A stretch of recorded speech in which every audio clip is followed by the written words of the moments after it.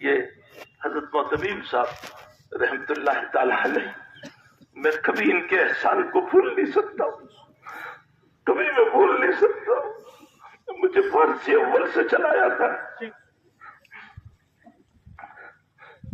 میری شادی بھی نہیں ہوئی تھی، مجھے کتب خانہ حوالے کیا مدرسے کا، مجھے کہا یہی تیری درسگاہ، یہی تیرا روم رہنے کا، اسی میں تجھے رہنا ہے، اور مجھے کہا رات بھر کتابیں دیکھ۔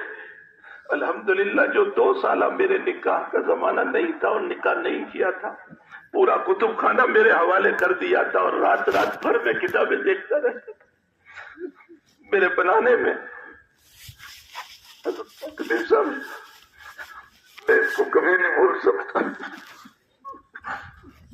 میں جیسے جیسے اوپر آتا گیا، مجھے کہا اصول فقہ پڑھا، فقہ پڑھا،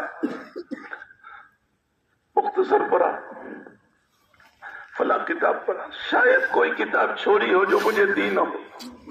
اور محنت کے ساتھ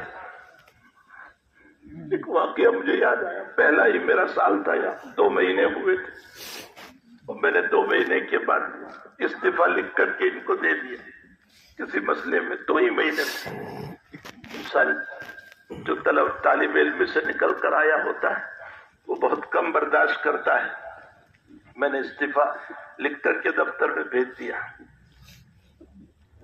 کچھ نہیں، رکھ لیا اپنے پاس۔ 1-2 دن تک اس کا کوئی مسئلہ بھی نہیں، اتنا صبر کا یہ پیکر تھا کہ بیماریوں میں آہ تک نہیں کی ہے، بہت بیمار رہے، بہت بیمار۔ 2 دن کے بعد میرے پاس آئے وہ کاغذ لے کر، اور مجھے کہا مل صاحب اس کو گھول کر پانی میں پی جاؤ۔ اور مجھے کہا،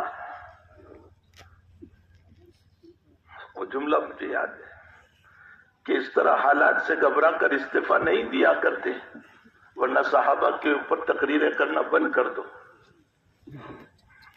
صحابہ کی زندگی حالات سے بھری ہوئی تھی، پریشانیوں سے بھری ہوئی تھی، مصائب سے بھری ہوئی تھی۔ بس وہ دن ہے کہ اس کے بعد میں نے کبھی اس طرح کی جرأت نہیں کی۔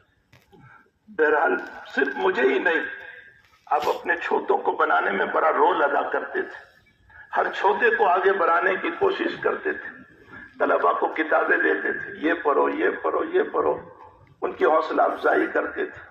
اللہ جل شانہ مرحوم کی بال بال مغفرت فرمائے، ان کے حسنات کو قبول فرمائے،